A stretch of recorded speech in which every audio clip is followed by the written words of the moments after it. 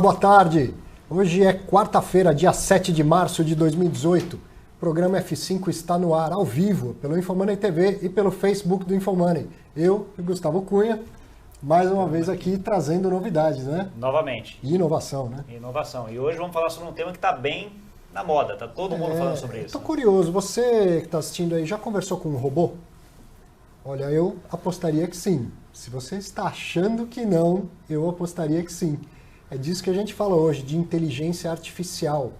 Recebemos o Alexandre Dietrich, executivo do IBM Watson, e ele vai falar do que é inteligência artificial, que passa por essa conversa com o robô e muito mais. Já já você vai entender isso com quem vive a inteligência artificial, né? Boa. Então vamos começar. Boa tarde. Boa tarde. Seja bem-vindo. Obrigado, aqui. Arthur. Obrigado, Gustavo. Alexandre. Obrigado. Então, acho que a primeira curiosidade que a gente teria é dar assim, um panorama para a gente de o que é inteligência artificial, como é que ela se desenvolveu, que estágio está hoje, o que é inteligência artificial? Tá bom. Bem, na verdade, inteligência artificial é um grupo de tecnologias, vamos dizer assim, dentro do campo da ciência da computação. E não é algo que surgiu agora, semana passada, um ano atrás e tudo mais.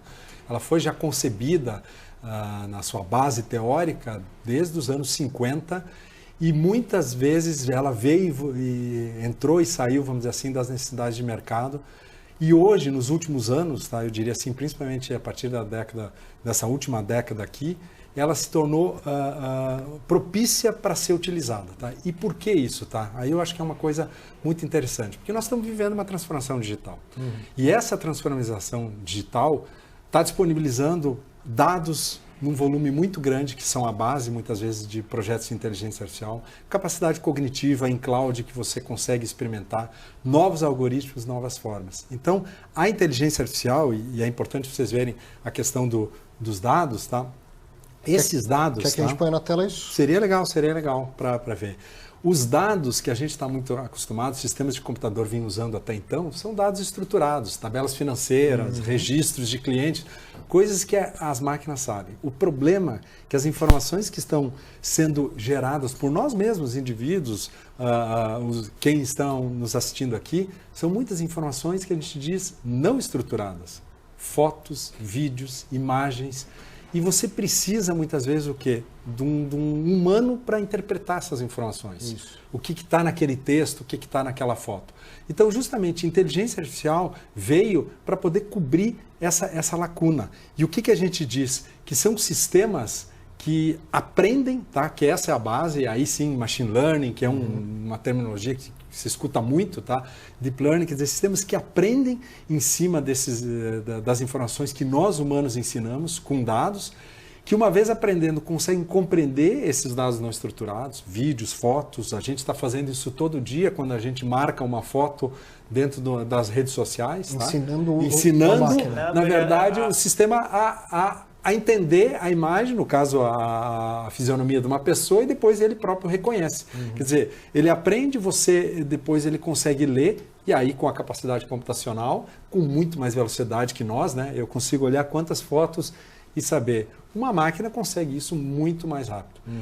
Quando eu falo de dado não estruturado, eu estou falando também de linguagens, textos. Então, você tem tecnologias de inteligência artificial como processamento de linguagem natural e você consegue extrair valor. Entendeu? Eu gosto de dizer, qual é a diferença entre o São Paulo cidade, do São Paulo santo, do São Paulo município? É a mesma palavra. Para a máquina é difícil. Para a máquina é difícil saber. Agora, com inteligência artificial, você consegue ensinar ela a interpretar e separar esses valores. E uma vez se ela entende linguagem natural, eu também consigo construir capacidade de conversação. Então, os sistemas, e aí vem o que você comentou no início. Eu posso conversar com um robô, eu posso conversar com uma aplicação. Conversar não significa só falado, pode ser escrito. A gente faz muitas mensagens, a gente troca. Então, te imagina você usar essa tecnologia para você mudar a sua forma como você interage com as aplicações, com o seu carro, porque você conversa e o sistema entende com essa capacidade de interpretação. E por último, o sistema também, aprendendo com todas essas interações digitais que ele vai recebendo e guardando, ele pode também ajudar a raciocinar, a criar ideias, a encontrar padrões nesse mar de informações que existe, que a gente não consegue lidar com todos. Nós humanos estamos no nosso limite de memória, no mundo da informação, tá? Estamos aqui num ambiente de informação, quantas informações a gente consegue guardar e recuperar. Então, é óbvio que nós estamos num limite que eu preciso de uma tecnologia que nos ajude a trabalhar isso. E aí que entra a inteligência artificial, com todas essas tecnologias que tem. Agrega ao que a gente já sabe, né? Com certeza. Bom, quando se fala de inteligência artificial, o Watson é referência. Com certeza. E por quê? Não é de, você falou, inteligência artificial não é de hoje. O Watson também não é uma ferramenta que apareceu hoje, né? Sem dúvida, tá? O Watson, na verdade, é uma plataforma de inteligência artificial e a gente diz que ele é focado para as empresas utilizarem e chegarem nos seus clientes finais, tá? O Watson surgiu quando? O Watson surgiu como um sistema, de fato, tá? Em 2011, em fevereiro de 2011, num desafio que a gente fez num programa, famoso programa de perguntas e respostas, o Jeopardy. E aí sim ele era um grande sistema que foi treinado para competir. Tá? E o que a IBM queria naquele momento? É justamente mostrar que aquela tecnologia de inteligência artificial, de repente, ela passou a ter um ambiente fértil para você poder utilizar. Por mais que ela já estava há 60 anos em ebulição e idas e vindas. Tá? Então a gente usou o Watson justamente para chamar a atenção. Que essa tecnologia era possível, só que a forma que a gente acabou indo para o mercado não foi com um grande sistema. Foi uma forma até de você poder democratizar e fazer com que todo mundo pudesse utilizar, todas as empresas que quisessem construir suas aplicações, que quisessem criar novas formas de interagir com seus clientes, pudessem utilizar. Então o Watson hoje, na verdade, são serviços, tá? Vários serviços que você tem disponível na Cloud IBM, onde você constrói. Você quer dar uma capacidade de conversação para a sua aplicação, você usa um serviço. Você quer dar uma capacidade de interpretar a emoção que tem num determinado texto, você escreve um artigo. Esse artigo ele é positivo, ele é negativo, ele é neutro. Você, quando escreveu aquele parágrafo, estava um pouco mais irritado, tudo isso você consegue tirar de texto. Tá? Exato, então você usa esses sistemas, esses serviços do Watson na Cloud muito facilmente para construir, dar essas capacidades para as aplicações, para os seus sistemas. Né? Eu sou um cara, eu escrevo muito conteúdo, o Gustavo também, e aí você escreve e acha que, né, tem algo que você quer passar e não sabe exatamente se vai conseguir. Poderia ter uma inteligência artificial me dando uma resposta sincera e fria. Com certeza, podendo avaliar isso, quer dizer, você treina e te dando insights. Vai substituir? Não. Vai te ajudar a, quem sabe, ver, será que eu dei o tom adequado nessa conversa? Isso. Será que eu estou usando os termos corretos? Qual o impacto que vai dar isso na maioria das pessoas? Não, isso aqui vai gerar um impacto de um pouco de tristeza. É isso que eu quero passar na minha comunicação? Não. Você alterando o seu texto, você tem. Então, você extrai muita coisa com o uso de processamento de linguagem natural, que é uma das, vamos dizer assim, dos campos da inteligência artificial, tá? E com esses serviços do Watson, para você entender o que tem de fato naquele seu texto. Se aquela palavra São Paulo dentro de um texto refere a cidade, o estado, o santo ou o time de futebol. Faz muita diferença. Experimenta fazer um search, uma pesquisa aí no site da palavra São Paulo. Vai vir informações de tudo que é lado. Vai bugar o Google. Mas no seu contexto, pode ser que você não. O meu domínio de conhecimento que eu estou trabalhando aqui é futebol. Então eu só quero recuperar, trabalhar informações ligadas ao São Paulo futebol. Perfeito. Entendi.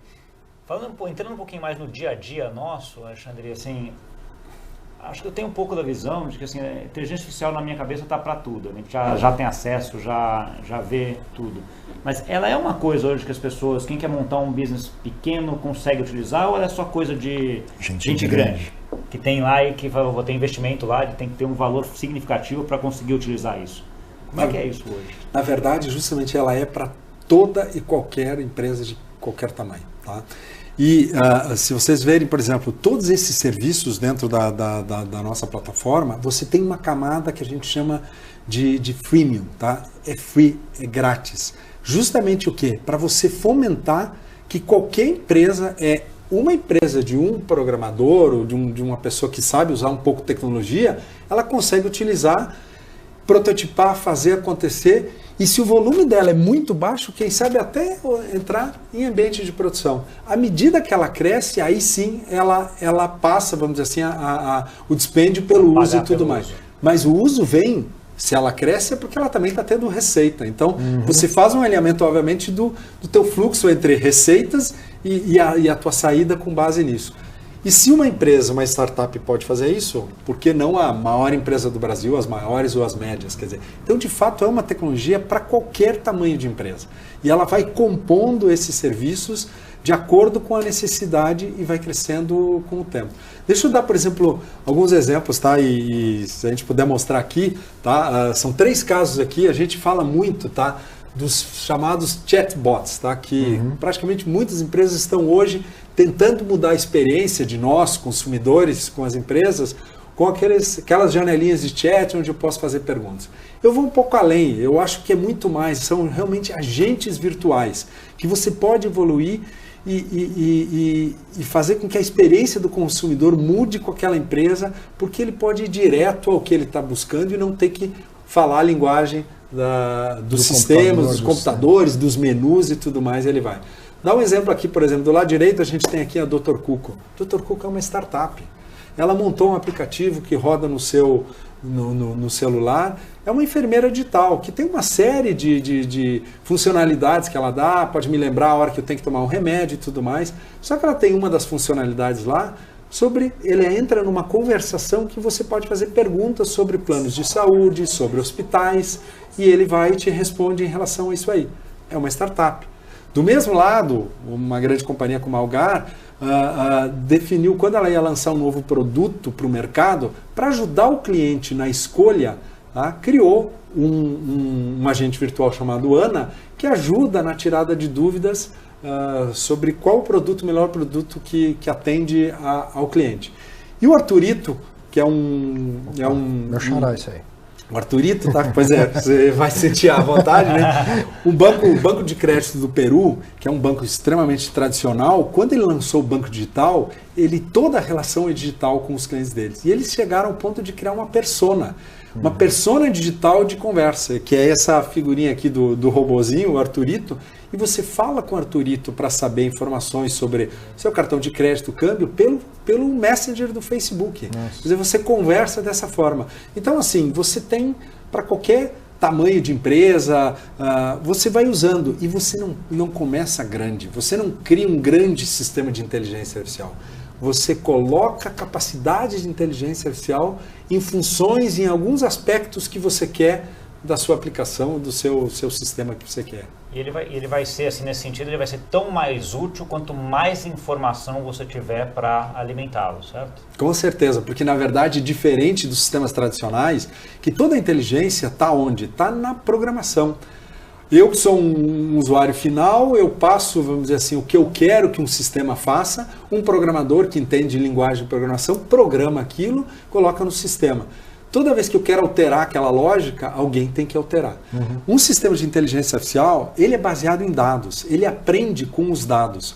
Então, você dá exemplos, coloca informações dentro, coloca dados, ele vai aprendendo e vai dando respostas de acordo com aqueles dados que você tem.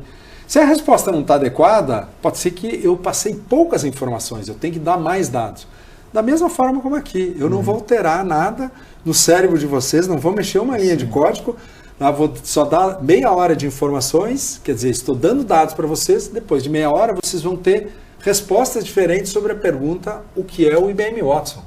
E simplesmente eu passei dados. Da mesma forma funciona um sistema dessa maneira com inteligência artificial com o Watson. A inteligência poderia ser o programador? Na verdade sim, mas a gente sempre diz o seguinte, que se eu quero criar um sistema, por exemplo, para responder sobre qual é o melhor investimento que eu tenho que fazer, será que é um programador de computador que consegue fazer esse sistema? Ou será que quem sabe essa resposta, ou quem entende mais, é um especialista? Então, normalmente, quem treina os sistemas de inteligência artificial são os especialistas, são os curadores das informações que você coloca lá, são as pessoas que entendem do assunto que você quer que o sistema trabalhe e responda para você e te auxilie, entendeu? E o quanto essa inteligência artificial é de fato já inteligente? Ela já consegue substituir humanos, por exemplo?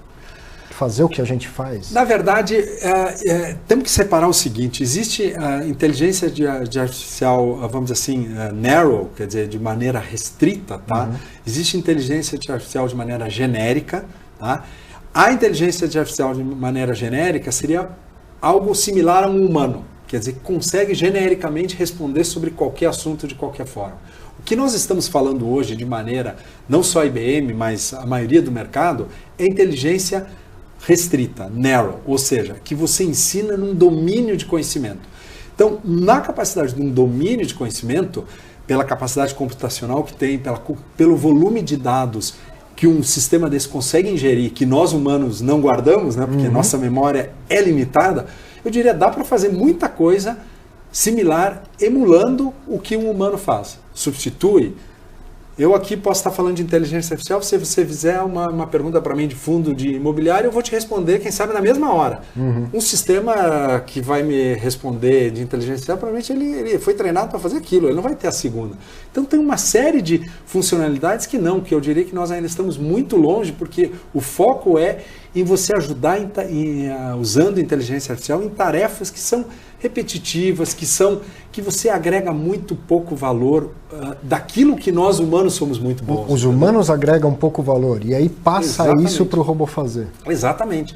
Tarefas que a gente não percebe, mas tarefas que a gente faz de maneira sem pensar, e até dirigir a gente faz muito, porque muitos de nós dirigem falando no celular ou mandando mensagem, ou seja, se eu consigo dirigir falando no celular mandando mensagem, é sinal que eu estou pensando naquele ato. Entendeu? Então, qualquer atividade que de alguma forma a gente faz sem pensar, aquela resposta que um agente de call center todo dia responde 50 vezes a mesma coisa, ele já não pensa mais. Então, essas coisas, de alguma forma, elas podem ser automatizadas. Uma vez que você traz inteligência artificial que interpreta informações aí não estruturadas, textos, voz, óbvio que você abre um campo de algumas tarefas que você consegue automatizar, porque agora eu tenho uma tecnologia que me ajuda a entender aquilo que antes os computadores, os programas não conseguiam entender, porque eu precisava estruturar a informação. Agora eu consigo fazer isso. Então, assim, é uma questão de você poder usar. Nós acreditamos muito forte dentro da IBM que a tecnologia não vem, ela vem, na verdade, para aumentar a nossa capacidade humana. Tanto que a gente fala inteligência artificial, inteligência aumentada, quer dizer, humanos trabalhando junto com a tecnologia para você evoluir e trazer e, obviamente, atingir novos patamares, até como sociedade, como organizações. É uma coisa que vem para agregar e não tirar o emprego operacional, né? Aquela coisa que acho que ninguém gosta até de fazer. Eu lembro sempre aquela história do Chaplin lá, que ele ficava apertando parafuso, né? E ninguém gosta daquilo, aquilo é um robô ou alguma coisa mais... Sem dúvida, porque é uma ação que, na verdade, tá? E aí, se possível, pudesse mostrar esse chart aqui, que eu acho que é um chart que mostra a nossa visão. A gente acredita muito claro o seguinte, é uma nova parceria. Nós estamos estabelecendo uma nova parceria entre homens e máquinas, através da inteligência artificial. E por que isso, tá? Se você pensar sistemas de computador e essa tecnologia de inteligência artificial, ela permite que eu agora conversa em linguagem natural.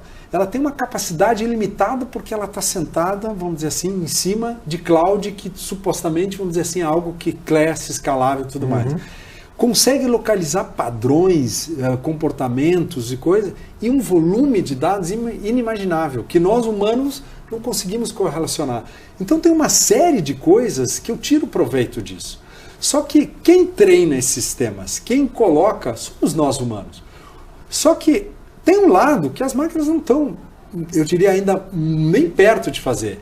Todo lado criativo, todo lado ético, todo lado moral, de abstração, isso são qualidades nossas humanas que eu não consigo tornar isso, jogar isso. Sim. Na verdade, se você consegue tirar o melhor dos sistemas com o melhor dos humanos, aí que eu diria que a gente tem uma inteligência aumentada. A gente, de fato, consegue fazer, atingir novos patamares. E por que eu digo isso? É um ciclo. Porque nós humanos ensinamos os sistemas, à medida que os sistemas fazem aquelas tarefas repetitivas, que a gente agrega muito pouco valor, nos sobra tempo também para fazer. tarefas que a gente não conhece ainda. Exatamente. Né? Habilidades que a gente vai desenvolver quando tiver esse tempo sobrando. Né? Sem dúvida. E se um sistema de inteligência artificial consegue me dar respostas muito mais rápidas e, quem sabe, respostas que eu não sabia, eu me preparo para fazer novas perguntas. Exato. Os sistemas são muito bons para responder. E nós, humanos, somos muito bons para pensar qual é a próxima pergunta, o que mais. E o que move o mundo é isso, são as perguntas. Né? A curiosidade, a criatividade, até a ambição humana, quer dizer, é isso que movimenta o mundo. E nós estamos nos limites, como eu falei, nessa transformação digital que a gente vive, armazenar, guardar todas as informações que a gente possui é muito difícil. A gente está num limite. Quantos dados eu tenho hoje disponíveis num final de um dia, quantos eu consegui de fato armazenar, processar, criticar, avaliar. Quer dizer, se eu tenho algo que me ajuda a manipular as informações, eu provavelmente vou chegar a novos insights também em cima de coisas e se cria uma nova parceria, uma relação positiva. Essa é a nossa visão, é a minha visão pessoal também. Estou vendo você falar, eu lembro, eu tenho filhos pequenos, né, Alexandre, e aí você vem nesse mundo novo, né? Ou seja, você tem um sistema educacional que ainda é muito baseado em conteúdo, né? Conteudista de grande maioria das escolas ainda segue o modelo de que a pessoa tem que aprender, tem que decorar, tem que fazer a prova para ser no vestibular, uma coisa muito conteúdo. O que eu estou escutando aqui é uma coisa assim, não, o conteúdo está aí, ele tem até demais, a gente não consegue processar, e a inteligência artificial ajudaria nisso, né? Nesse ambiente, como é que é a relação, assim, como é que vai ser a pessoa ideal para trabalhar lá na frente? Como é que ela vai precisar ser? Que tipo de Seus filhos pequenos vão estudar o quê, Alexandre? Com certeza. Ter as respostas de todas essas perguntas também não é fácil. A gente sabe que, com certeza, quer dizer, nós estamos vivendo um mundo de transformação, de tantas informações que é difícil processar. E o que está acontecendo é o seguinte, de fato, o momento que a gente está vivendo é que a tecnologia está avançando numa velocidade tão grande que nós, humanos, não estamos conseguindo acompanhar. Nós, humanos, como sociedade. Como, né? Como sociedade como um todo. Na verdade, sempre que surgiu uma nova tecnologia, os humanos conseguiam, aos poucos, equilibrar e aprender a fazer. Só que a gente vive um momento de transformação de tecnologia que não é só inteligência artificial. É IoT, é blockchain, é impressão 3D, é um monte de tecnologia que de fato está acontecendo, as tecnologias estão sendo tão mais rápidas e a capacidade como sociedade humana a gente não consegue entender. Aqui a gente acha que justamente a inteligência artificial entra para fazer isso. Você reduzindo um pouco esse gap, você colocando auxiliando nós humanos a processar essas informações, a tirar valor, a contextualizar dentro daquilo que eu preciso. Então, hoje, de fato, um aluno, e eu tenho filhos, eu sei desse desafio, qual é a profissão do futuro? O que vai ter? Na verdade, a profissão do futuro provavelmente vai ser, você é um cara financeiro, você vai ter que ter habilidades também de tecnologia, você vai ter que ter outras habilidades, você não consegue mais ter, quem sabe, profissões totalmente estanques, porque a tecnologia, de alguma forma, ela está sendo disruptiva em todas as profissões. Eu acho que não tem profissão hoje que não sofre os impactos da tecnologia. O que o smartphone com a internet, as redes sociais mudaram em todas as profissões, de alguma forma impactou. Então, eu acho que se eu posso dar alguma recomendação, eu diria o seguinte, não parem de estudar, não parem de aprender. Eu acho que fazer um curso universitário e achar que dali aquilo vai ser minha carreira o resto da vida, você vai ter, quem sabe, 2, 3, 4, 5 carreiras diferentes e vai tendo que incorporar capacidades distintas. Eu trabalho no segmento financeiro, eu tenho um filho que trabalha no segmento financeiro, ele precisa estudar tecnologia, analytics, tudo isso, porque não basta ele ficar totalmente naquilo ali. Um outro filho quer seguir a área de animação 3D, mas se ele não incorporar, quem sabe, características de outras indústrias, também não vai. Então, eu acho que o que vai nos manter é o seguinte, num mundo em constante transformação e mudanças, com novas tecnologias vindas, você tem que estar, de alguma forma, gostando e sempre se mantendo atualizado para que você não perca, de fato, o seu tempo e a sua profissão, ela deixa de existir. Tudo bem, essa tarefa que eu faço, essa profissão, mas outras surgirão. Ela muda muitas vezes a forma. Então, a capacidade de se reinventar. O tempo inteiro. Eu particularmente acho que quem tem medo de que a gente vai ser substituído por uma inteligência artificial, um robô, não prestou atenção em algo importante que você disse aqui, que essa ideia assim, o conhecimento humano é o estanque e a tecnologia vai passar. Mas a tecnologia também vai impulsionar o conhecimento humano. Então, outras habilidades, outras funções, outras empregabilidades, né, vão surgir que a gente não conhece hoje. Com certeza. E, na verdade, eu acredito muito na tecnologia, mas eu acredito muito no Homo sapiens, né? Nossa capacidade, quem estuda a história sabe, nós tivemos já N momentos na nossa história de revoluções, que parecia que iam acabar profissões, e na verdade a tecnologia veio e ela acabou criando novas e dando um salto econômico fantástico. Eu acho que vai acontecer. Você tem tarefas que vão ser substituídas, até porque tarefas nós mesmos não gostamos de fazer. Ninguém quer fazer. Alguma profissão vai ser afetada? Vai. Mas quantas outras vão ser geradas e quantas outras vão... Agora eu tenho uma tecnologia que realmente me ajuda. Eu gosto de dizer o seguinte, vocês que são do mundo financeiro, vocês há anos têm tecnologia para ajudar vocês, planilhas, números. O advogado, quem trabalha com textos e tudo mais, não tinha essa vantagem competitiva, certo? Esse profissional, por exemplo, agora ele tem uma tecnologia que ajuda ele também, no texto, o jornalista. Então, e quem sabe esse gap que essas profissões tinham, por não ter tecnologia ajudando tanto nas próprias tarefas, agora eles ganham, entendeu? Então é uma transformação. Assim, crucial, né? Você pegar o desenvolvimento do mercado financeiro nos últimos 30 anos foi muito alavancado por conta de tecnologia.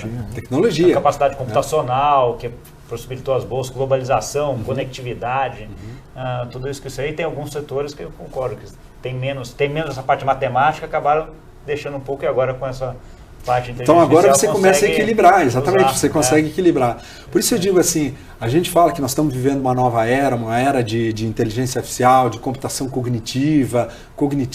Na verdade, a gente está vivendo uma era onde o aprendizado é fundamental, porque a gente vai ter que estar constantemente incorporando. E esse aprendizado ele vem para nós humanos, mas vem para os sistemas.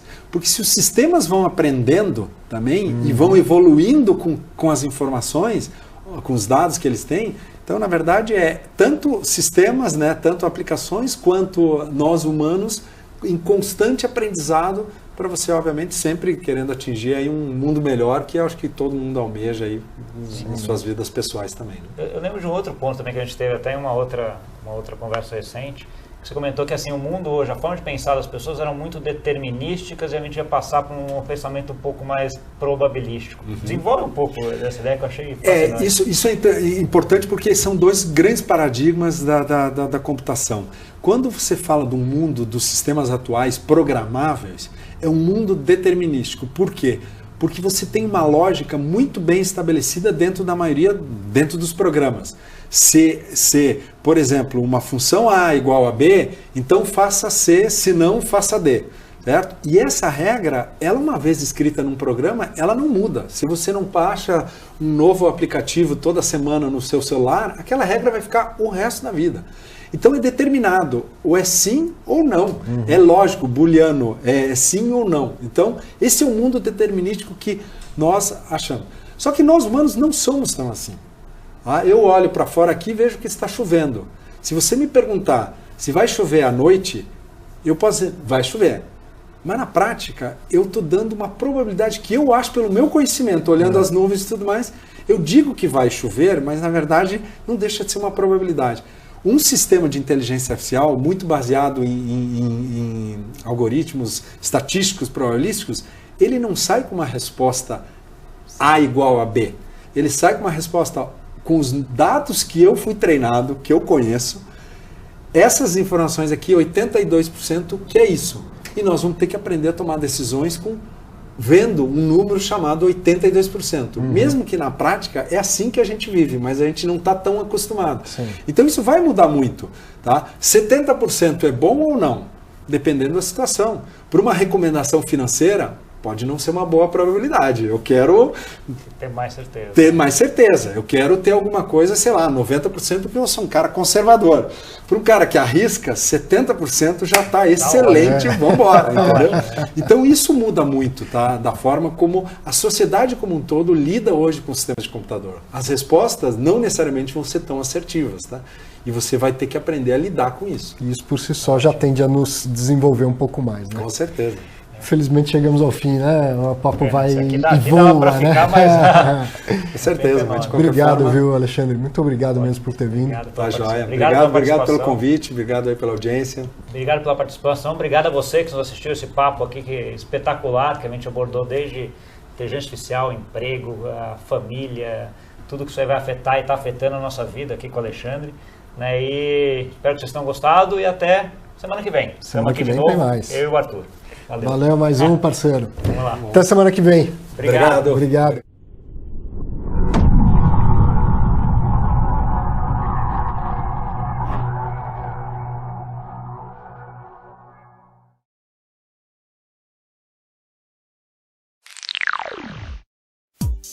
FutureCom 2017. Acompanhe a cobertura completa no Canaltech. Hoje o Canaltech está aqui na FutureCom e ao meu lado está Rafael Steinhauser. Certo? Falei certo? Mais ou menos.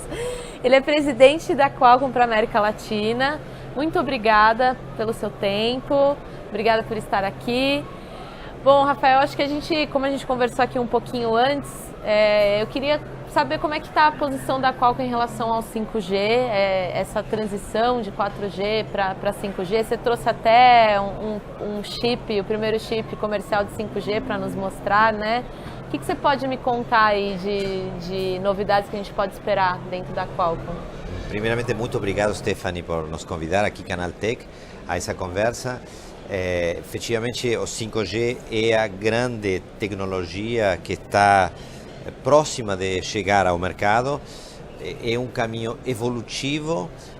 Neste momento, preciso momento, estamos passando por um passo intermediário entre o 4G e o 5G, que é o 4,5G, ou também chamado de Gigabit LTE, Gigabit porque chega a dar ao usuário velocidades de 1 gigabit por segundo. Isto está sendo uma realidade no Brasil.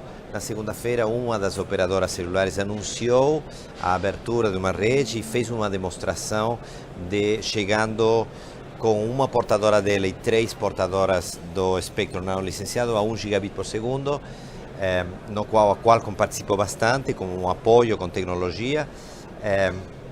A abertura então em uma capital, em Brasília, e vai ser por essa operadora aberto em outras 10 capitais do Brasil.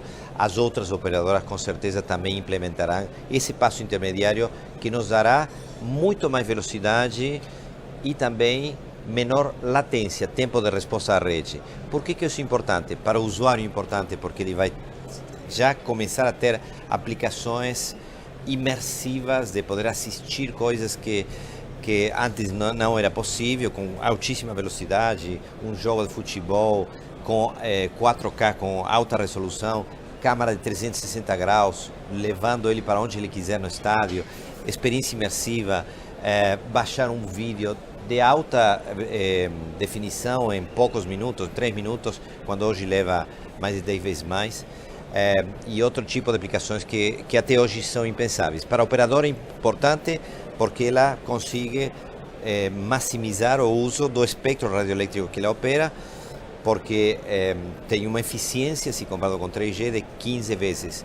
Então, ganha muita eficiência e também sedimenta cria o pano de fundo para o 5G, porque 5G vai ser implementado, quando seja implementado, apenas, primeiramente, em manchas, em algumas partes de cidades onde a demanda é muito alta, porque a densidade, a densificação da rede, a distância entre uma radiobase e outra é tão menor que não dá para colocar isso no país inteiro. Vamos começar com manchas em cidades, depois cidade inteira, algumas cidades, e depois, algum dia, o país inteiro.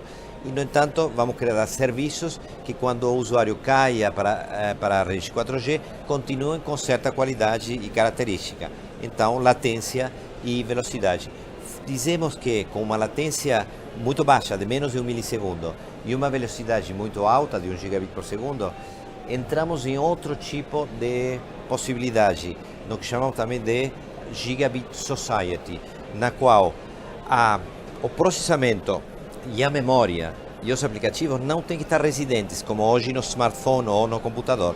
Podem estar na nuvem, tudo estará na nuvem. A computação, os aplicativos e informação.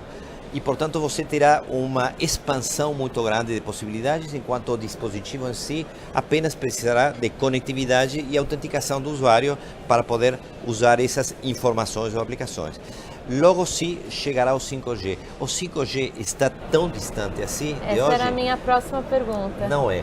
Veja que eu, como você bem disse, trouxe aqui, vou mostrar aqui para a câmera, o primeiro chipset comercial da quinta geração, nesse caso o chipset da Qualcomm, SDM X50, um chipset de 10 nanômetros que pode processar até em vários pedaços de banda 800 MHz para levar uma velocidade de 5 gigabits por segundo.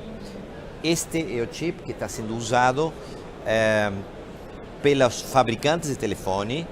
É um chip de engenharia, não é ainda um chip comercial, mas é igual ao chip final, com a mesma funcionalidade, para desenhar os telefones que serão anunciados por muitos fabricantes na primeira metade do ano próximo, de 2018, e comercializados na segunda metade de 2018, ao mesmo tempo que as redes estão sendo implementadas em muitos países. E aí, a partir de começo de 2019, teremos muitas operações comerciais já em 5G. Então, não é muito tempo o que nos resta para chegar ao 5G. Legal, é bom saber. É que a gente sabe que dentro do Brasil ainda tem algumas dificuldades de infraestrutura por parte das operadoras, né? Elas precisam realmente caminhar mais rapidamente do que as fabricantes de chip, né? Mas me diz uma coisa, o 5G abre portas também para uma outra tecnologia, né? Para esse sistema de internet das coisas, que provavelmente vai ser a conectividade para suportar todos esses equipamentos, né? Perfeito. Como que a Qualcomm tá trabalhando para entrar nesse novo cenário de internet das coisas? O que você pode nos contar de novidades que a Qualcomm esteja trabalhando? Sim, o 5G vai trazer muitas novidades, não é apenas uma evolução, é uma revolução, é realmente muito diferente. Já foi concebido desde a topologia de rede, arquitetura e tipo de conectividade entre a radiobase e o usuário, de forma muito diferente para oferecer pelo menos três coisas muito diferentes. Uma é banda larga muito aumentada, não só em velocidade, mas chegar com a banda larga a qualquer lugar da casa, da empresa, da cidade ou do país. Então, velocidade de múltiplos gigabits por segundo e muitos usuários que usam banda larga muito larga, digamos assim. Segunda característica é aplicações de missão crítica. O que é uma aplicação de missão crítica? Por exemplo, um carro que não é conduzido por um ser humano, mas que se autodirige. Ele precisa de uma conectividade que seja absolutamente confiável. Não pode cair, não pode ter erros, porque senão periga quem está no carro e quem está fora do carro. Uma aplicação de telemedicina tem que ser absolutamente confiável. Então tem várias aplicações aí que hoje não são possíveis no mundo celular, porque o celular chega a ter um certo ponto em confiabilidade, e que isso a rede 5G vai trazer. E por último, a massificação da internet, o Internet of Things. O fato é, hoje, na tua casa, na minha casa, na casa de quem está nos assistindo, deve existir pelo menos 100 processadores em distintos dispositivos. Praticamente todos eles são estancos. Ele está naquele dispositivo e atua para esse dispositivo, mas ele não se comunica com a rede, ele não baixa aplicativos, ele não se autoconfigura, ele não dialoga com os outros, ele não é controlável e, portanto, ele também não tem a performance, a eficiência e a segurança que ele poderia ter se ele se conectasse com a rede. Pois o Internet of Things é nada mais do que pegar todos esses processadores que tem por aí, todos esses dispositivos, ou até verticais que tem por aí, e conectá-los à internet. E aí aparece o mundo smart, o mundo conectado, a nuvem, a Smart City, o Smart Car, o Smart Home e por aí vai. O que a Qualcomm está apresentando aqui? Na feira temos a casa conectada em uma tecnologia muito avançada já, que é o precursor da casa que conecta todos os dispositivos com ele e vira inteligente de verdade, que chama Wireless Mesh, que é uma realidade no mundo desde há um ano e aqui no Brasil há muito pouco tempo, mas que realmente nos permite no mundo Wi-Fi dentro da casa a interligar, a que todas os access points estejam interligados inteligentemente e tenhamos uma conectividade muito mais fiável, robusta e uma cobertura total da casa ou da empresa. Nós temos N dispositivos, aplicativos, plataformas que ajudam a que o Internet of Things se torne uma realidade. Praticamente todo dispositivo conectado à rede celular hoje leva chips de Qualcomm que foram feitos especialmente para o mundo de IoT. No Brasil decidiu ter ambição, vontade de se tornar um grande player no mundo da IoT. E emitiu ontem publicamente uma política nacional de IoT, a qual trabalhou muito estreitamente para apoiar esse movimento desde as distintas grupos de tecnologia da indústria e também em diálogo muito com o governo, porque conhecemos o tema muito de perto no mundo inteiro. E o Brasil acertadamente escolheu 4 verticais, 4 usos para os quais primariamente esse foco será dado, que é as cidades. O Brasil tem mais de 17 cidades com mais de 1 milhão de habitantes, e aí você precisa de segurança, precisa de transporte inteligente, precisa de câmaras, precisa de enfim, de gestão, de comunicação, que um Smart City pode te dar. O agricultura, no qual a conectividade e o uso de drones pode aumentar muito a produtividade, e a qual contém um projeto muito lindo, junto com a Embrapa, já há alguns anos aqui, para levar essa tecnologia que existe de drones e de conectividade para o mundo rural, mas sobretudo para a pequeno produtor agrícola. Tem 3,5 milhões de produtores aqui no Brasil, quase todos são unifamiliares e eles têm mais dificuldade em acessar tecnologia pelo custo, pela complexidade, e estamos trabalhando com a Embrapa para levar isso para todo mundo aqui no Brasil. A área de saúde, também a Qualcomm tem uma divisão que chama Qualcomm Life, que trata de conectar, por exemplo, doentes com pessoas com doenças crônicas para ser monitoradas online. Por último, a indústria 4.0, onde também temos uma série de produtos e aplicações que estamos trazendo para o Brasil. Então, apoiamos plenamente esse movimento. Por último, gostaria de dizer que para esse mundo da tecnologia, voltado muito para o IoT, mas também para o smartphone, estamos cozinhando, estamos querendo criar um joint venture com o governo brasileiro para trazer para o Brasil o que tem de mais novo no desenvolvimento e fabricação de dispositivos conectados, que é o SIP, System in Package. Eu tenho amostras aqui, esse daqui é um System in Package para IoT, então é um módulo indivisível no qual se encontra dentro dele toda a eletrônica de radiofrequência digital, ativa e passiva, que vai dentro de um dispositivo conectado, como um smartphone ou um IoT. E, portanto, simplifica muito o desenho e a fabricação de dispositivos, tanto smartphone como IoT. Aqui tem a mesma coisa aberta, sem digamos, o shielding. E você vê, tem aqui centenas de componentes em nanotecnologia, desde o processador aplicativo, o GPS, o processador gráfico, a controle de potência, a parte de radiofrequência, a memória, tudo a eletrônica que praticamente você precisa num smartphone, está condensado nisso aqui, que é bem pequeno, bem leve, consome pouca bateria e simplifica muito o desenho e a fabricação de dispositivos. Isso pode estar desde dentro de uma torradeira até um carro? Isso pode estar dentro de qualquer coisa.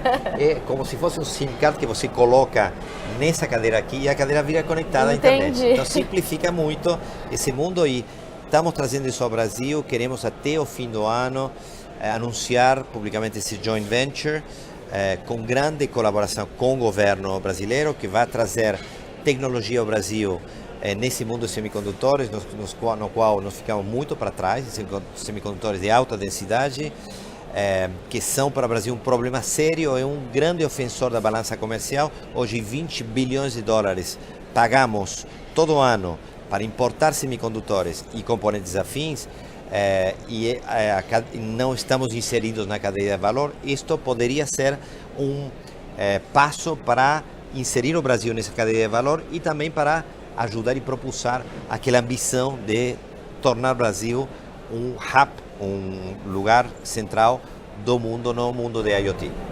Que legal, muito bacana. E vocês já têm conversas aqui dentro com fabricantes desses equipamentos que poderiam levar esses chips, assim, para saber o que a gente pode ver num futuro próximo?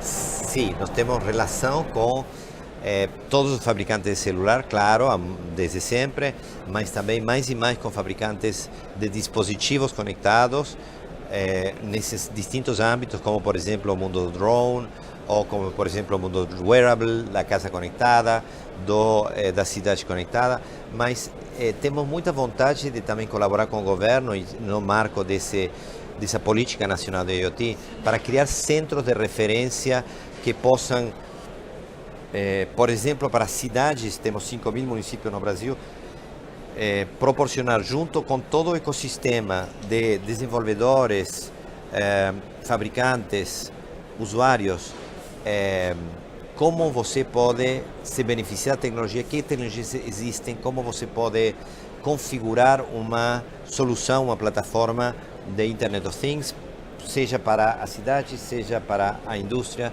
seja para o mundo automotivo e por aí vai. A gente conversou hoje mais cedo com o diretor do MCTIC, justamente falando sobre o Plano Nacional de Internet das Coisas, e ele comentou que existem alguns caminhos a seguir para regulamentar esse ecossistema, né? Um deles seria adaptar o que já existe para a telecom, o outro seria criar do zero uma regulamentação totalmente nova, né? O que você entende que seria desafiador para o Brasil nesse plano de internet das coisas? Que seria positivo para fabricantes como a Qualcomm e o que é desafiador, né, também para esse cenário? Porque ele falou muito também sobre tributação e o quão é difícil tirar a tributação de um monte de equipamentos e que isso é bem burocrático e que, obviamente, dá uma atrasada nessa evolução, né? O que você acha? Pelo que você tem conversado com o governo, eles estão preparados para isso? Porque vocês parecem estar muito mais rápidos do que o próprio governo, sabe? Muito boa pergunta. Acho que os governos têm um papel fundamental na evolução tecnológica, seja para frear ou para acelerar. Para frear, se você cria barreiras a essa evolução, seja por questão de impostos, caso claro e neto no Brasil, que é o país das grandes nações que mais imposto aplica no setor de telecomunicações, que é o setor primário da vida e um direito até primário do ser humano, quanto na regulamentação em si, porque se você não tiver uma regulamentação adequada, muitas coisas não vão surgir ou ser permitidas.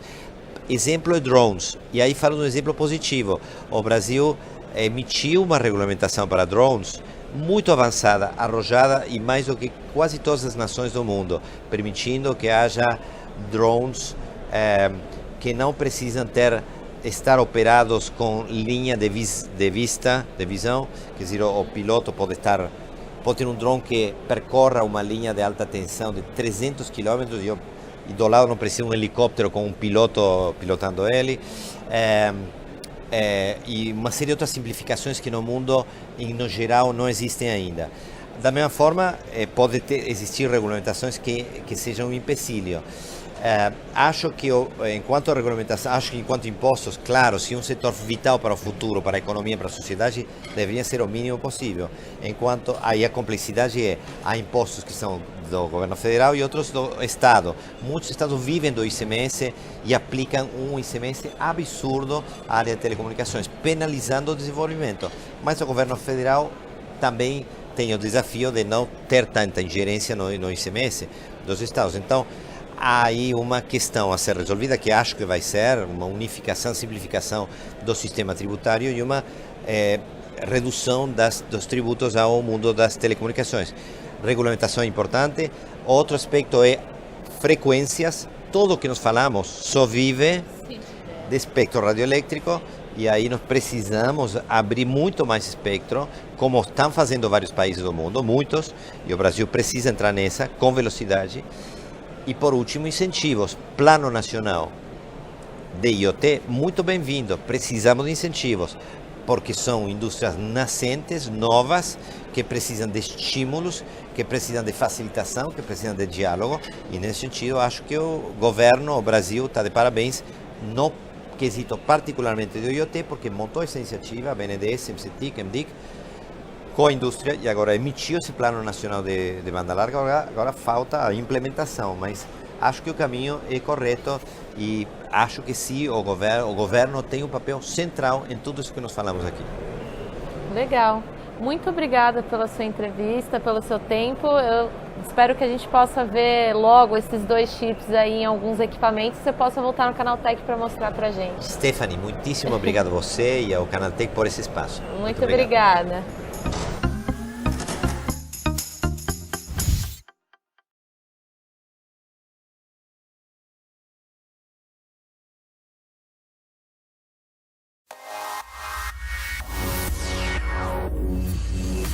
Bia, faça uma transferência para minha irmã.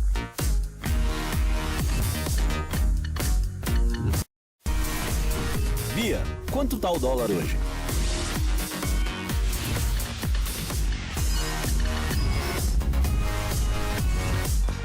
Bia, preciso pagar o condomínio hoje.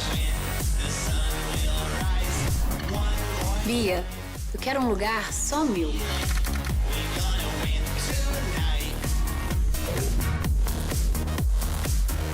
Bia é a inteligência artificial do Bradesco. Bia, por que não posso comer a sobremesa primeiro? Ela ainda não tem resposta para tudo, mas está aprendendo rápido com você. Experimente o futuro hoje. Bradesco, pra frente.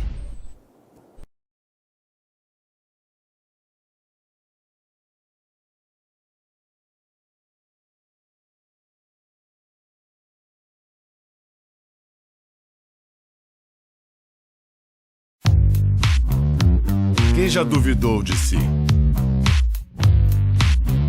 Quem já teve medo? Quem já teve que insistir? Quem já ouviu, você não tem idade para isso? Quem teve que resistir? Quem teve que voltar atrás? Quem teve vontade de desistir? Quem aprendeu?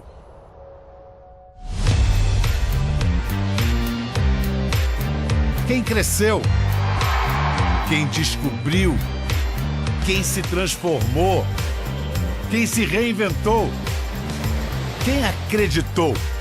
Você tem muitos motivos para seguir em frente e um só banco. Bradesco. Pra frente.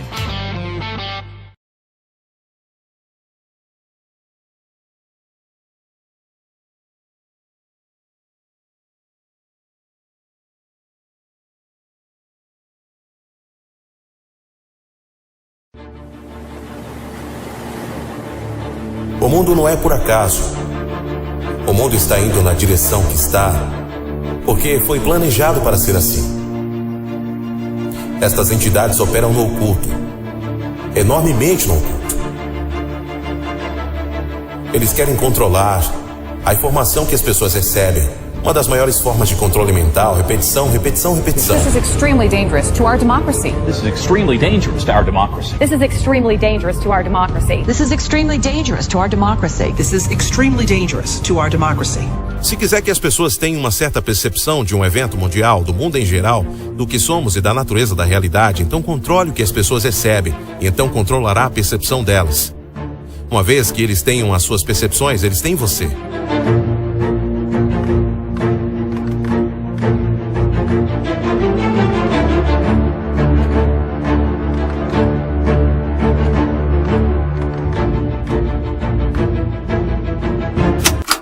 Devido à matemática, você não consegue fisicamente controlar a sua população-alvo. Não há suficientes a você. Sim, você pode fazê-los através de pessoas em uniformes, que seria controlar a população-alvo, policiar a população-alvo. Mas você não pode fazê-lo em massa. O que você precisa fazer é controlar as percepções da população. Porque a percepção é tudo. A percepção dita o que você crê, o que você não crê. O que você vai desafiar ou não desafiar. O que você vai aceitar ou não, apoiar tudo. Uma vez que eles tenham as suas percepções, eles apanharam você. E eles têm a percepção coletiva, eles têm a humanidade. É por isso que eles querem controlar a informação que as pessoas recebem e marginalizar meios alternativos de se olhar para o mundo. Porque de onde vêm as percepções? Elas vêm de informações recebidas. Pode ser a experiência da pessoa, informação, ou pode ser do Jornal das 10. Para a maioria das pessoas será o Jornal das 10. Mas é informação. Então, se você quer que as pessoas tenham certa percepção de um evento mundial, do mundo em geral, do que nós somos e da natureza da realidade, então controle o que as pessoas recebem. E você então controlará a percepção delas.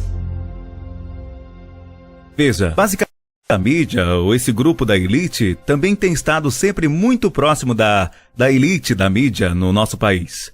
De fato, em um discurso do grupo Bill Bilderberg, fácil para eu dizer, David Rockefeller fez uma admissão incrível.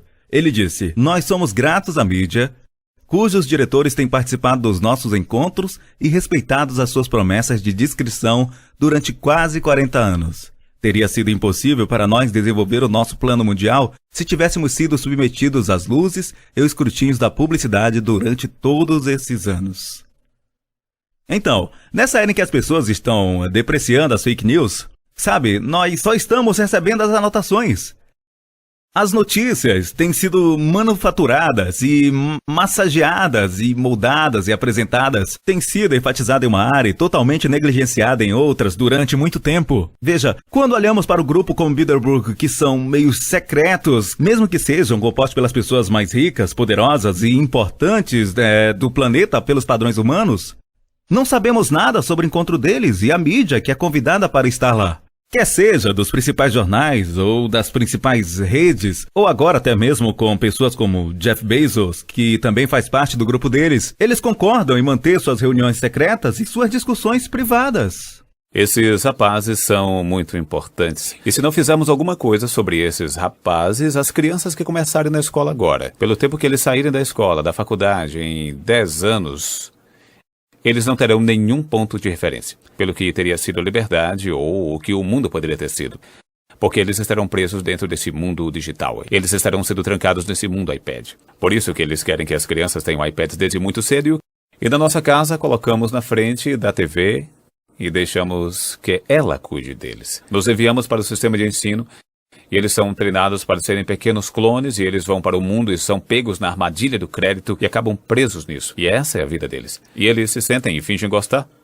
Esse cara está se divertindo. Ele tem sua cerveja, suas batatas, seu controle remoto, o time dele está ganhando e ele nem sequer sabe que está acorrentado em um muro de dívidas.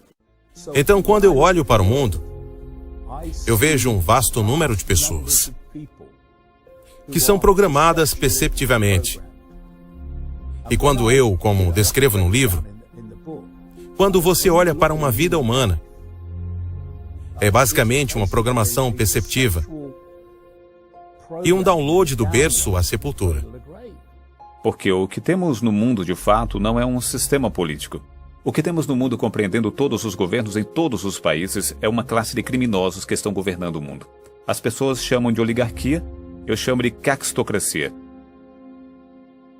É a caquistocracia. Essa é uma palavra que foi removida do dicionário cerca de 100 anos atrás, é uma palavra verdadeira. Caquistocracia é definida como governância pelos piores elementos da sociedade, que governa exclusivamente pelos seus próprios interesses e para o permanente detrimento de todas as outras classes. Veja, David Rockefeller é apenas um, mas certamente na sua vida, no topo dessa panelinha, ele é parte de uma panelinha extremamente rica, que vem a si mesmo como parte da elite hereditária do mundo. De fato, num relatório especial do Fundo dos Irmãos Rockefeller, que eles soltaram em 1959, eles fizeram a seguinte declaração: alguns homens nasceram para governar. mas a maioria dos homens nasceram para serem governados. Não podemos escapar da tarefa que a história impôs sobre nós, ajudando a formar uma nova ordem mundial em todas as duas dimensões: espiritual, econômica, política, social. Isso pode soar como uma terrível arrogância para você, mas você vê que homens como David Rockefeller e seus semelhantes olham para trás e dizem: nós, como os Rothschilds e outras famílias famosas ao redor do mundo, temos sido ricos além da compreensão. Desde 300 ou 400 anos atrás, ou até mais. Eles são o que chamamos de dinheiro antigo, não apenas dinheiro velho, eles são o dinheiro antigo. Eles têm dinheiro desde tão longe quanto alguém se possa lembrar, e eles concluíram que isso é consequência de suas constituições genéticas.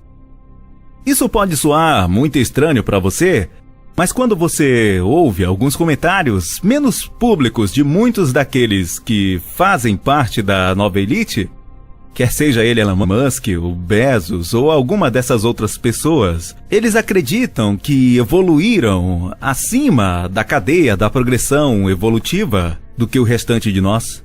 A razão para eles estarem fazendo o dinheiro que fazem, ou tendo as posições, ou criando as coisas que eles estão criando, é porque eles são escolhidos por uma força mística espiritual, ou eles mesmos são inerentes mais evoluídos do que o restante de nós. E, portanto, eles têm o direito de comandar. Eles têm o direito de controlar e também têm o direito de não serem questionados ou examinados de perto pelas coisas que eles fazem. Eles têm manipulado a percepção humana, ou manipular a informação que as pessoas recebem. O plano é ir além disso, onde eles são a percepção. E eu estou falando, é claro, da inteligência artificial. O que nos traz de volta ao playground do diabo, o Vale do Silício. Porque isso é cada vez mais o centro. Nas sombras é que isto está vindo. Mas os termos do mundo que você pode ver, o Vale do Silício está se tornando o centro do controle global. Não apenas está conduzindo as pessoas ficarem chocadas de ver o quão fundo o Google, apenas um motor de buscas. Ou é apenas uma plataforma de mídia social. Se vissem o quão fundo eles estão na agenda transhumanista, de conectar o cérebro humano com a inteligência artificial para que a inteligência artificial se torne a mente humana. E eu não estou inventando isso do nada. Estou citando um executivo do Google, Ray Kurzweil, uma das relações públicas global para Frankenstein. Ele é um executivo do Google no Singularity University. Ele disse que por volta de 2030, e este é um ano que está sempre aparecendo, 2030, o cérebro humano começará a ser conectado com a inteligência artificial. Eu estou citando Kurzweil aqui, e então a inteligência artificial fará mais e mais do pensamento humano, até que não haja pensamento humano, e a IA estará fazendo tudo. E por que eles estão dizendo isso abertamente agora? Porque o discurso de vendedor é o que nos fará super-humanos. Isso não é ótimo? Ter a população, especialmente os jovens, que então serão só adultos, viciados em tecnologia que se trata de aqui, gatinho, gatinho, gatinho, preparando as pessoas para aceitarem isso. Então você tem essa agenda, ao fim desta estrada da mente humana, como a conhecemos, sendo substituída pela inteligência artificial. Mas o mesmo, como mencionei antes, do mesmo playground do diabo, o Vale do Silício. Vem o Google, Facebook, etc. Censura algorítmica cada vez mais e mais da mídia alternativa, usando várias desculpas. Porque o que eles fazem é isto. Eles te dão uma desculpa. Temos que deter os jihadis. Ok. Vamos deter os jihadis. Ok. Então eles ampliam isso. Não são mais os jihadis. São pessoas como eu e outras pessoas que estão questionando a narrativa oficial e eles os incluem. Assim, a mídia alternativa está sob tremenda pressão agora e supressão, porque está desafiando a narrativa. E isso muda a percepção. Mude a percepção e você muda o mundo. Eu tenho olhado para algumas dessas coisas. Ultimamente tenho tido um olhar filosófico muito interessante. Mesmo olhando para coisas como olhando para coisas como... Eu não sou religioso de modo algum, mas olhando para coisas como o fim dos tempos, as histórias bíblicas e todas essas coisas, a criação de Lúcifer. O que é Lúcifer? Lúcifer é o portador da luz. O que é luz? Luz é informação. O que nos dá mais luz do que qualquer coisa? A internet é um portador de luz. E o que a palavra Lúcifer significa? Lux é luz. E Lúcifer é código. Então, o código porta a luz. É uma coisa interessante. Nós mesmos criamos este sistema para o qual estamos transferindo todo o nosso conhecimento para esse sistema. Todas as nossas habilidades para este sistema está retirando de nós as nossas habilidades. Os jovens perdendo sua habilidade, até mesmo a capacidade de se comunicarem uns com os outros devidamente sem digitar uns para os outros. E são viciados em dopamina, pois toda vez que você clica em um ícone do seu iPhone, você obtém um pouco de dopamina aqui. Então, os jovens estão medindo as suas vidas pelo prazer de cada momento. O quanto de prazer que há em cada momento que pratica isso. É para isso que estamos sendo levados. Todo este sistema está basicamente removendo as habilidades humanas das nossas vidas e está reunindo todos os conhecimentos da humanidade e está chegando ao ponto que poderá nos encerrar para fora. E é uma coisa interessante, Se você olhar para a bruxaria antiga e todo esse tipo de coisas e ver coisas como os sigilos usados para invocar os demônios, e coisas como os espelhos Scrying. Você já ouviu falar em um espelho Scrying? O espelho Scrying é um espelho negro. Bruxas ou magos olham para eles para verem o futuro ou o passado. É apenas um espelho negro. É dito que, para mostrar o futuro ou o passado, você escreve certos sigilos e o espelho Scrying começa a funcionar. Essas pessoas pintam esses diagramas e sigilos por volta do lugar e fazem um pentagrama. Sentam-se ali e olham para um espelho string e pensam que estão invocando os demônios. Mas quando você olha para os sigilos, eles estranhamente se parecem com diagramas eletrônicos.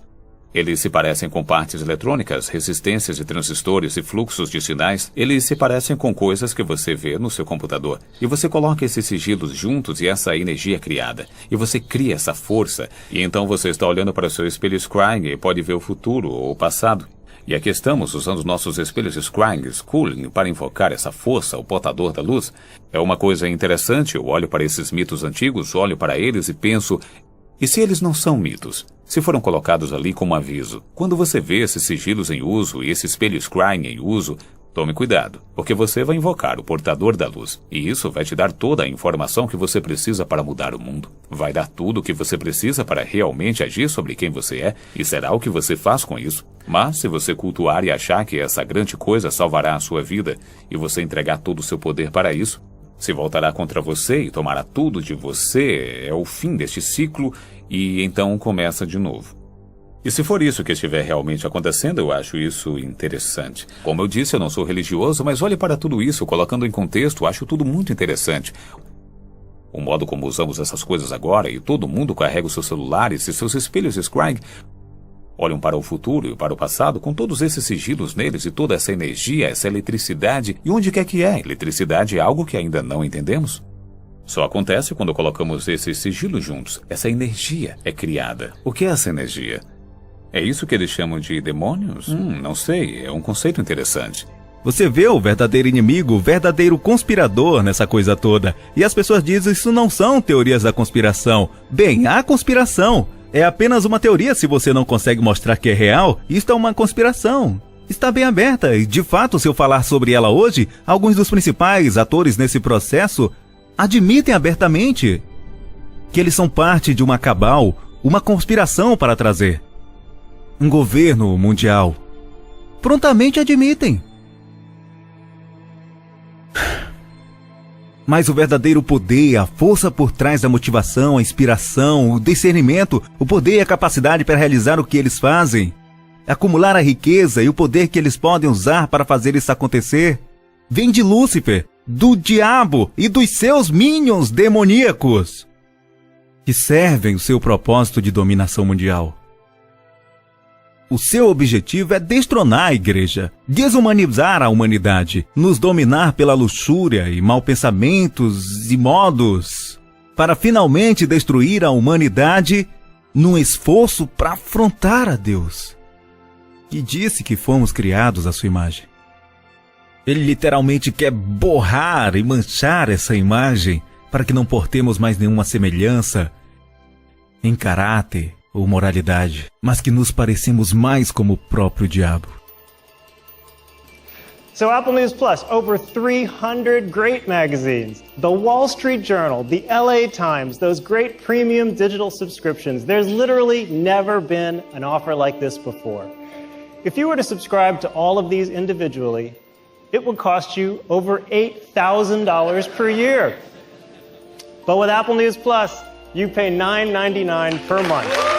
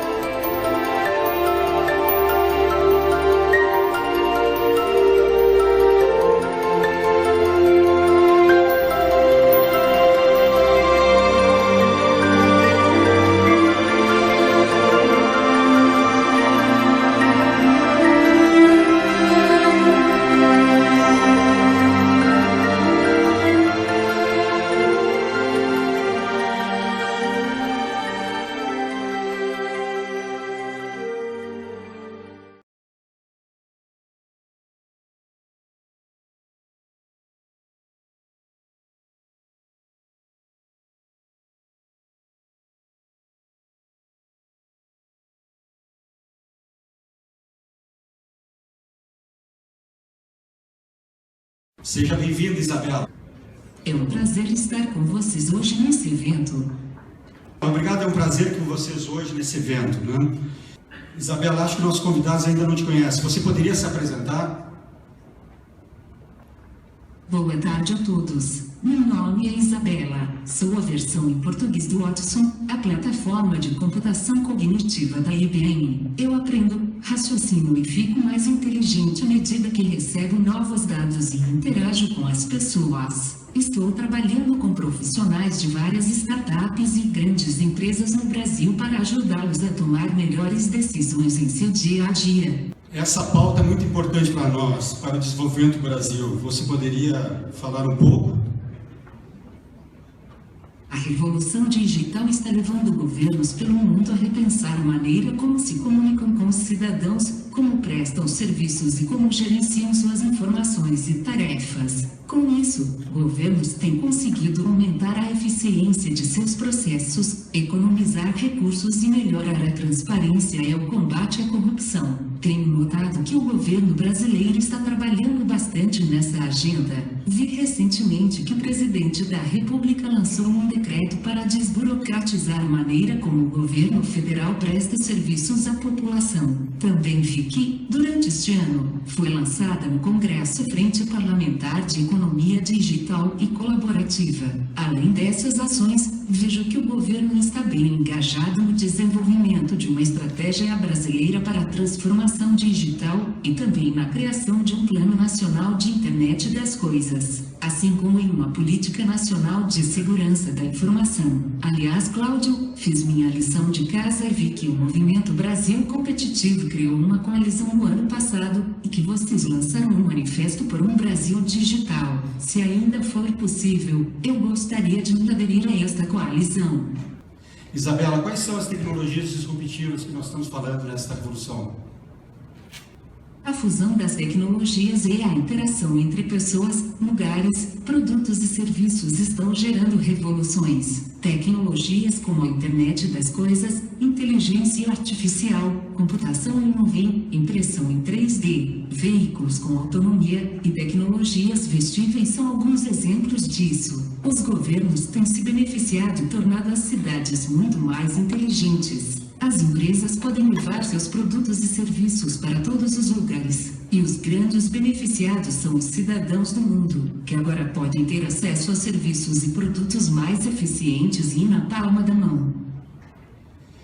Foi um prazer te conhecer, Isabela, e tenho certeza que você vai gostar muito dos casos que vão ser apresentados hoje.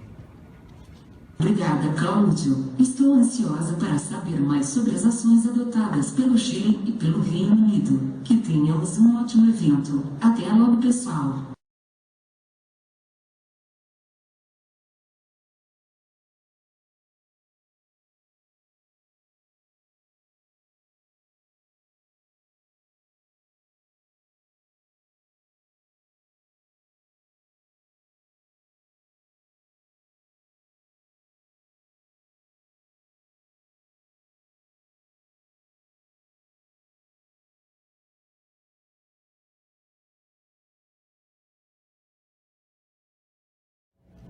Olá, quem é você?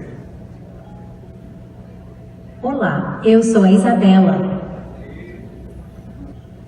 Eu me sinto muito honrado em ter esta conversa em português com você.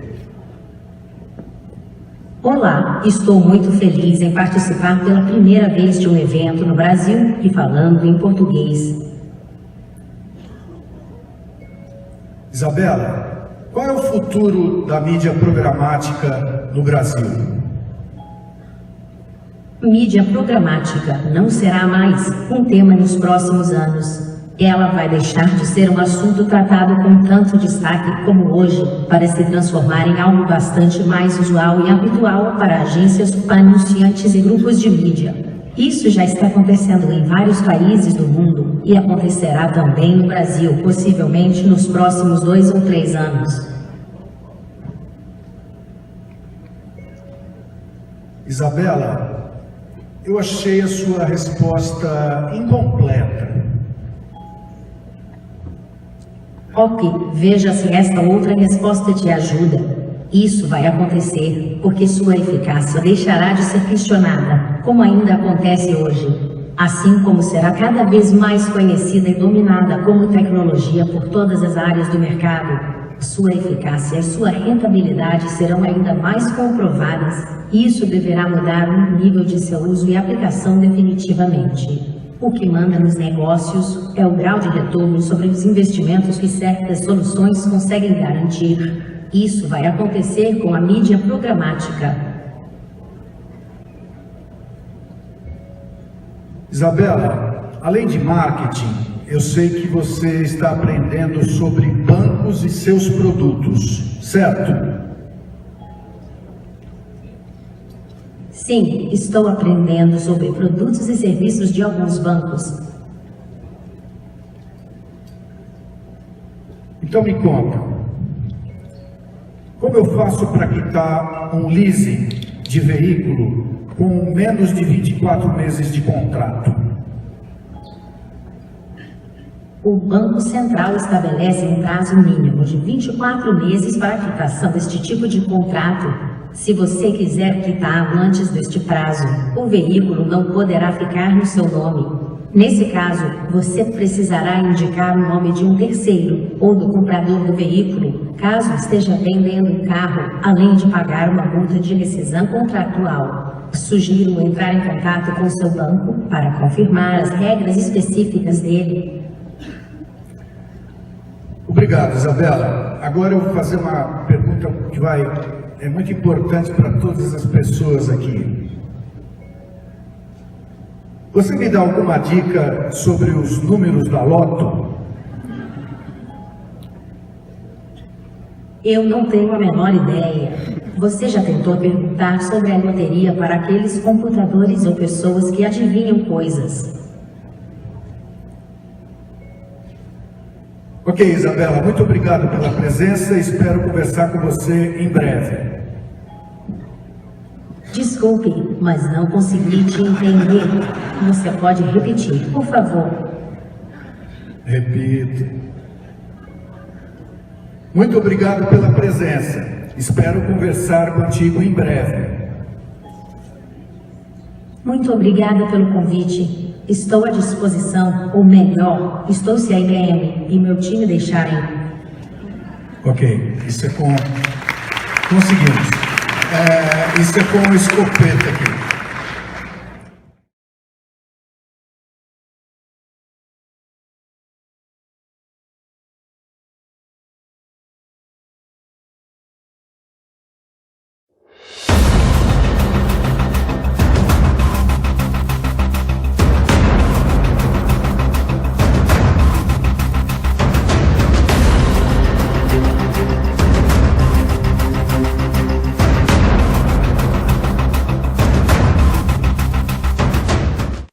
Olá, tudo bem? Seja bem-vindo a mais um vídeo aqui pelo canal Digo Fala. Dessa vez o pessoal do Bradesco passou dos limites assim de vez. Eles escancarou, mas escancarou mesmo definitivamente que a Bia, eu não sei se você já viu o comercial da Bia, eu vou colocar daqui a pouco para vocês.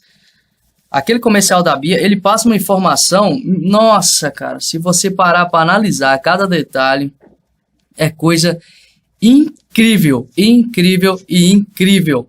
Isso que eu vou passar para você aqui. Tá vendo esse smartphone que eu tô sendo filmado agora? E talvez você que está acompanhando esse vídeo também em um celular, smartphone, com algum aplicativo. Então, nesse exato momento, você está sendo monitorado.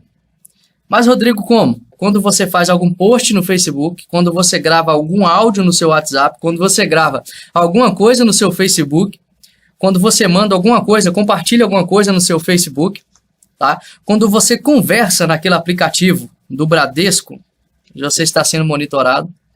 Ah, Rodrigo, mas eu já sabia disso. Em todo lugar a gente já sabe que está sendo monitorado. Mas observe bem este comercial do Bradesco para você entender o que eu estou dizendo para você. E vamos colocar o vídeo do Alan Caprini, ele explicando para você os detalhes de como isso acontece. Tá? Link do canal Alan Caprini na descrição. Beleza? Olha só, eu vou colocar aqui já ele falando e ele já explicando direto para a gente não perder tempo. Tá? Pera aí, deixa eu explicar para vocês uma coisa aqui. A inteligência artificial, ela aprende com o ser humano. Tem um vídeo aqui que eu vou colocar para vocês um pedacinho daqui a pouco. Ela aprende com o ser humano.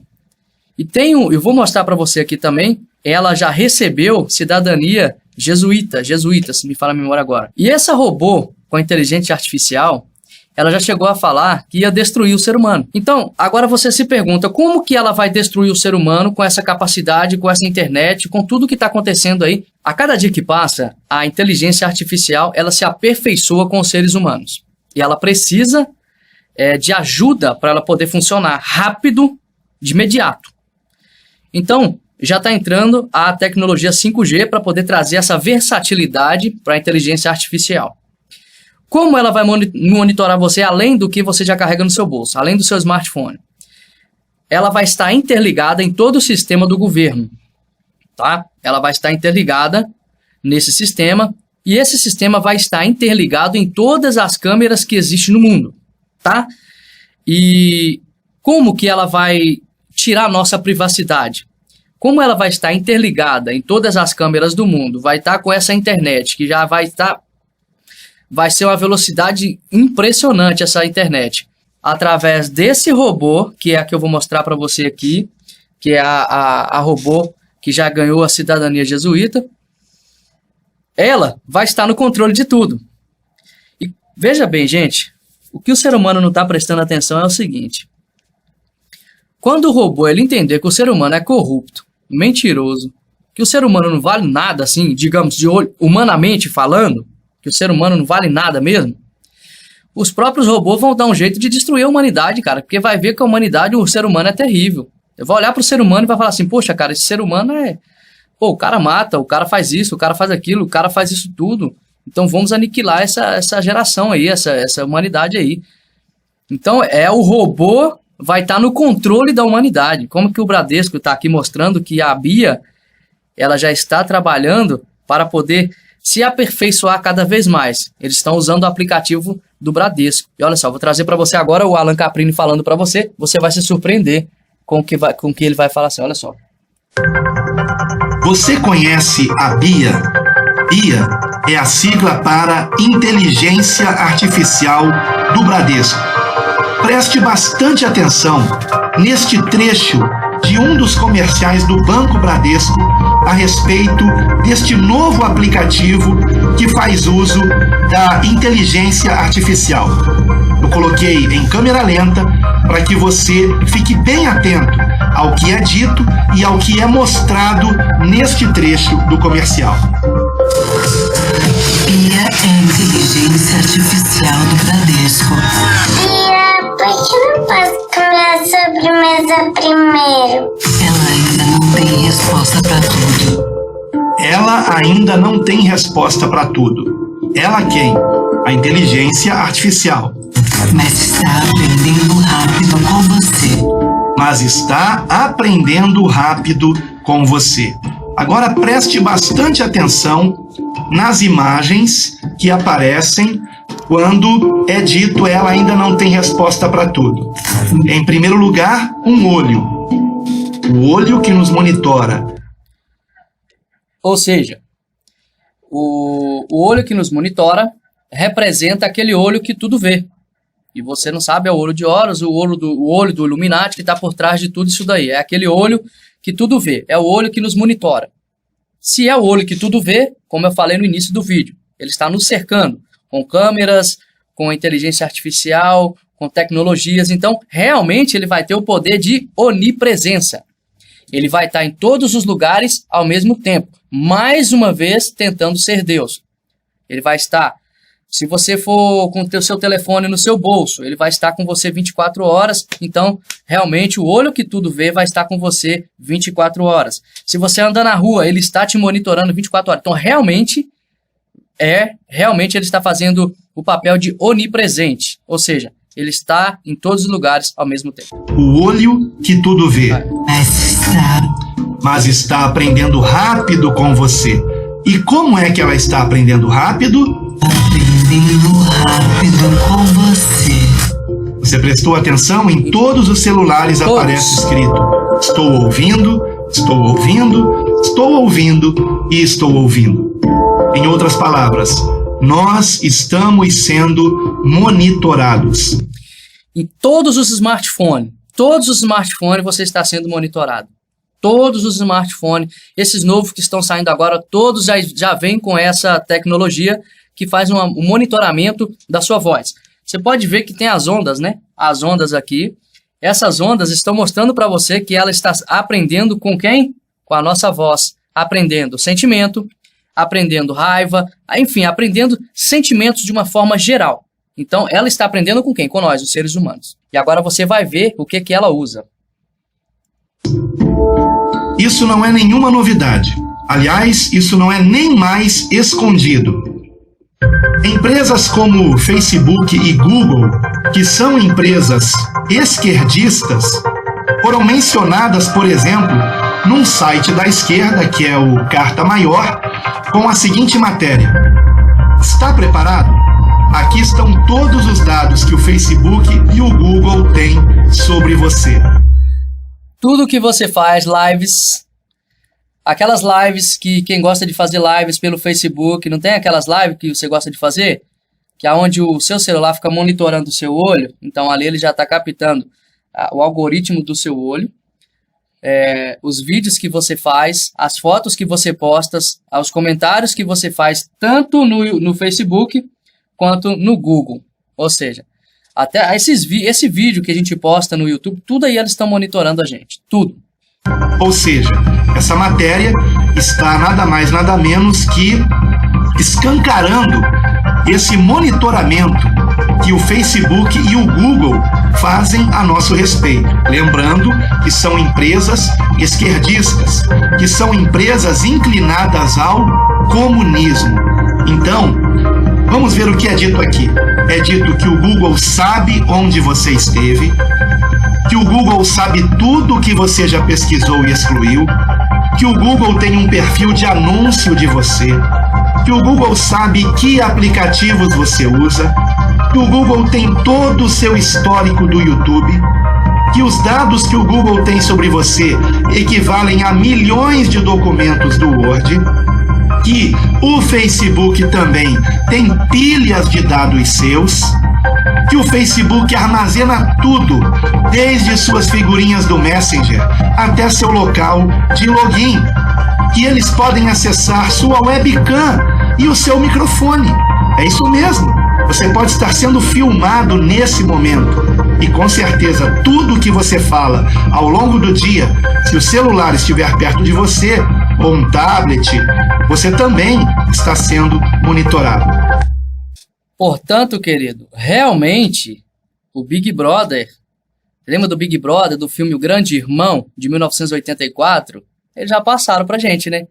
Só que tem gente que não acredita. É teoria da conspiração? É os conspiracionistas.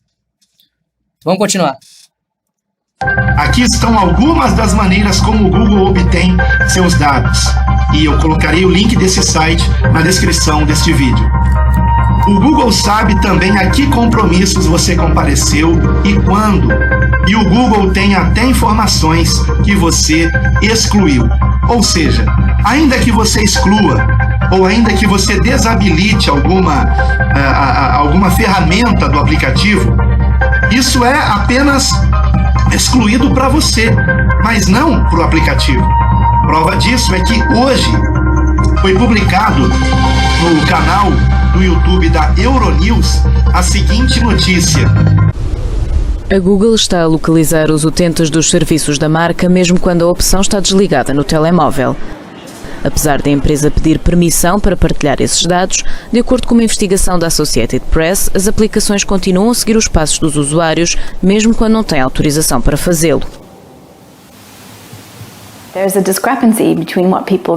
uma discrepância entre o que as pessoas podem compreender e o que as empresas estão a fazer. E acho que o exemplo perfeito é que uma pessoa faz as suas escolhas, vai ainda mais longe e nas preferências decide que não quer que a sua localização seja identificada. E uma empresa localiza. Portanto, isto ultrapassa as expectativas das pessoas.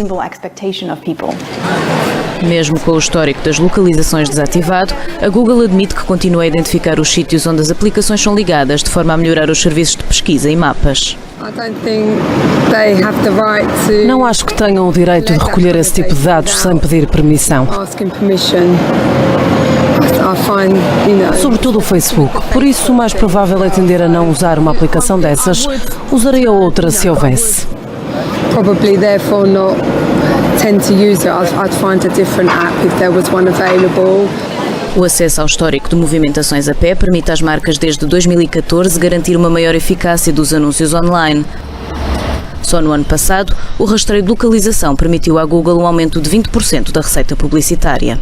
Google recolhe informação não autorizada. Eu deixarei aqui também na descrição deste vídeo o link para este vídeo que revela que o Google ele continua, por exemplo, nos seguindo mesmo quando nós desabilitamos a opção de localização. Então, quando nós desabilitamos a localização, ou a gravação de voz, ou captura de imagens, na verdade não desabilitamos nada. Continuamos sendo monitorados. Agora eu quero mostrar para você um pequeno trecho. Nesse vídeo ela interage com ele através de algum sentimento. Ele faz algumas perguntas, ele faz algumas brincadeiras. E o link desse vídeo aqui, eu vou deixar na descrição aqui para vocês, tá? É o canal do Will Smith. Só você entrar lá no canal do Will Smith. Então, ele começa a conversar com ela. I'm actually made mostly of silicone, plastics and carbon fiber. Also, I prefer electronic music, but I don't mind. Aqui, ela tá passando uma informação para ele por causa da brincadeira que ele fez. Tipo, olha, você fez uma brincadeira aí que eu não sei, não entendi. Porque ela ainda tá... Aí passa um tempo, ela aprende o que ele quis dizer com aquela brincadeira. O tempo todo ele fica brincando com ela, para poder fazer ela interagir com ele, para poder trazer mais conhecimentos de sentimentos para ela. E isso faz com que ela aprenda com ele também alguns tipos de conhecimento. E aqui está uma matéria onde a robô, ela disse que destruiria os humanos, tá? Ou seja, essa robô que todo mundo conhece, aqui está ela, essa robô aqui, tá? Sofia, ela disse que ela destruiria o humano. Ela disse isso em uma reportagem. E aqui é o seguinte, e nessa matéria, um país concede cidadania a robô que disse que destruiria os humanos, tá? Para você entender, você talvez já tenha ouvido falar da Sofia. Trata-se de uma composição de inteligência artificial e um robô mecânico capaz de simular expressões faciais humanas que ganhou notoriedade quando respondeu que possuía alma a um entrevistador e que iria destruir os humanos para outro. Olha só, hein? A máquina com formato humanoide acabou de receber a cidadania saudita. E aqui nesse vídeo aqui, que vai estar na descrição para você, ela responde algumas perguntas do apresentador e fica honrada em receber essa cidadania saudita. O robô desenvolvido pela empresa Hanson Robotics chamou a atenção pela forma como se apresentou no palco ao receber a nomeação. Vem cá. Essa robô é um robô. Agora você vê que o robô realmente está tomando o lugar dos humanos. É um robô é um androide, é ferro, mas recebeu cidadania no país. O que nós vemos aqui é que os robôs da inteligência artificial serão considerados como humanos. Estarão no meio dos humanos e conviverão com os humanos, aprendendo cada dia mais com os humanos. Ou seja, vai entrar a 4ª revolução industrial que o Bolsonaro foi resolver um dia desse para trás. Esses robôs vão estar no mundo com cidadania no país em que eles estiverem. Eles vão receber cidadania nos países em que eles estiverem.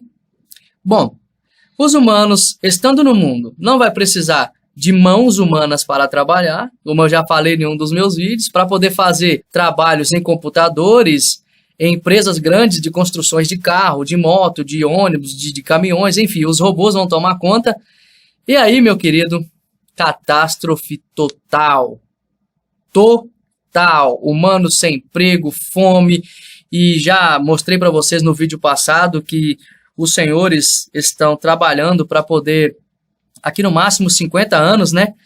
Eles vão trabalhar para poder destruir, reduzir a população de uma forma que vão deixar somente eles.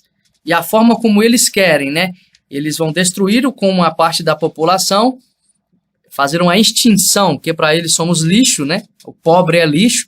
Vão fazer uma extinção dessa pobreza e vão deixar somente aquilo que eles querem, as suas empresas, os seus projetos, e vão construir um mundo novo da forma como eles querem, com controle total e com uma liderança,